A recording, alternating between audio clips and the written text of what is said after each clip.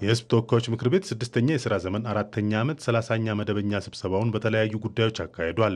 የሚመራለት ቋሚ ኮሚቴ እንዲያየው ያሉ መጣረሶችንና አጠቃላይ ከዚህ አዋጅ መምጣት ጋር ተያይዞ ያሉኝን ስጋት ለመግለጽ ነው። በስጋቶች ለመጨመር እንግዲህ ዋነኛ ዓላማው የሚመስለኝ የውጭ ካፒታል ወደ ሀገር ውስጥ እንዲመጣ የውጭ ምንዛሬ ማግኛ እሱን ዓላማ ታቅዶ ይመስለኛል ይህ አዋጅ የተዘጋጀው። በዓላማውም ላይ የተገለጸው ዋነኛ እሱ ነው። ግን ምንድነው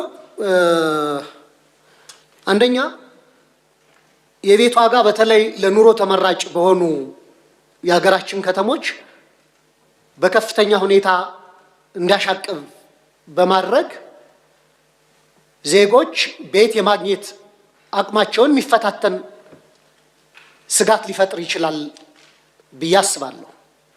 ምክንያቱም እንደሚታወቀው የኛ ሀገር የነፍስ ወከፍ ገቢም የኛ ሀገር ደሞዝም ከኢንተርናሽናል ስታንዳርድ ጋር ሲታይ ከነጮች ጋር ተወዳድሮ በተለይ እንደ አዲስ አበባና ትልልቅ የሀገራችን ከተሞች የቤት ባለቤት መሆን ዜጎች ይቸገራሉና እሱ እንዴት እንደታየ ቋሚ ኮሚቴው በአግባቡ ቢመረምረው ለማለት ነው።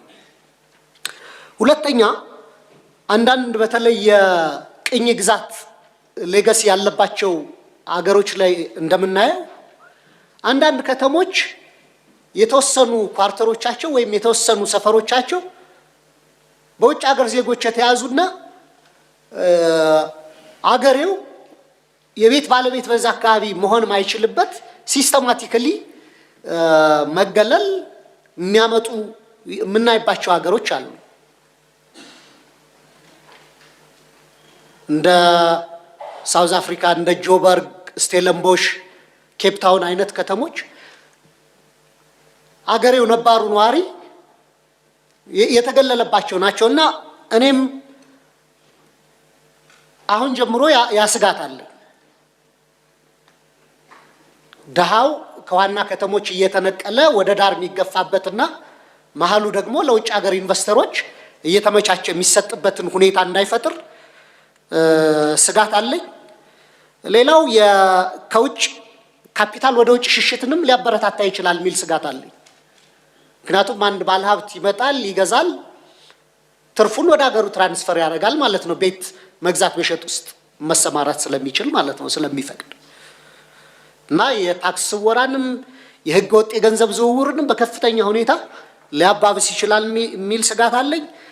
ህገ መንግስታችን አንቀጽ 40 መሬት የኢትዮጵያ ህዝቦች የጋራ ንብረት እንደሆነ እንደማይሸጥ እንደማይለወጥ ይደነግጋል። አሁን ደግሞ እያልን ያለነው መሬት የውጭ ባለ ሀብቶችም የውጭ ዜጎችም ነው እያልን ነው አንደኛ። ሁለተኛ የጋራ ንብረት ሳይሆን የግለሰቦችም ነው እያልን ነው።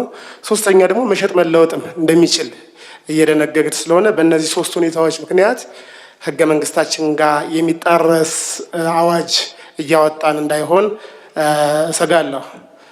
በሁለተኛ የማነሳው ነገር በአሁኑ ሰዓት በሀብታሞችና በድሃዎች መካከል ያለው ልዩነት ከፍ ያለበት ሁኔታ ነው ያለው። የውጭ ዜጎችን በብዛት ወደ ሀገራችን በምናስገባበት ሁኔታ ደግሞ ይህ ልዩነት የበለጠ ከፍ ሊል ይችላል ብዬ ገምታለሁ። እነዚህ የውጭ ባለሀብቶች ከፍተኛ መዋለ ንዋይ ይዘው በሚመጡበት ሰዓት ባለስልጣኖቻችንን በማማለል የበለጠ ሙስና ተስፋፍቶ ንብረቶች በጥቂቶች ውስጥ እንዲገቡ ህዝብም ሳይጠቀም የሚቀርበት ግለሰቦች ብቻ ተጠቃሚ የሚሆንበት ሁኔታ ሊፈጠር ይችላል የሚል አንድ ጉዳይ አለ። 10 ንዑስ አንቀጽ 4 ላይ የውጭ ሀገር ዜጎች የማይንቀሳቀስ ንብረት ለማፍራት በሀገር ውስጥ ፋይናንስ ብድር መበደር እንደማይችሉ ደንግጓል። ትክክል ነው። ይሄ አግባብነት አለው። እኔም መስማማበታለሁ። የመጀመሪያ ኢኒሺያል ኢንቨስትመንት ላይ ሊሆን ይችላል። ግን ከዛ በኋላ ይህ የውጭ ዜጋ ኢንቨስት ካረገ በኋላ ኢትዮጵያ ላይ በሚኖርበት ጊዜ 2 ዓመትም 3 ዓመትም ከዛ በኋላ ቀጣይ ማስፋፊያ ፕሮጀክት ከፈለገ ወይንም ምናልባት ከኢትዮጵያውያን ጋር በጋራ በህብረት የሚሰራ ከሆነ ይገድበዋል ማለት ነው፣ ያጠበዋል ማለት ነው። እና የኢንቨስተሮችን ፍላጎትና የነሱንም ልብ ትርታ ወይንም እንቅስቃሴያቸውን ሊገድብ እንዳይሆን ሙሉ በሙሉ ከሚዘጋ ልዩ በሆነ ሁኔታ ልዩ በሆነ ሁኔታ ብድር የሚያገኙበት ምናልባት የሚፈቀድበት ሁኔታ ካለ አይዶን ነው። የሌሎች ሀገራትን በደንብ ታይቶ በተለይ ከኢትዮጵያውያን ጋር በሽርክና የሚሰሩ ከሆነ ይህን ብድር እንዳያገኙ ስለሚዘጋባቸው በአዋጅ እዚህ ጋር ካሰር ነው ሊያስቸግር ስለሚችል እኔ አላውቀውም። ቋሚ ኮሚቴው በዝርዝር ቢያየው የሚል ሀሳብ አለኝ።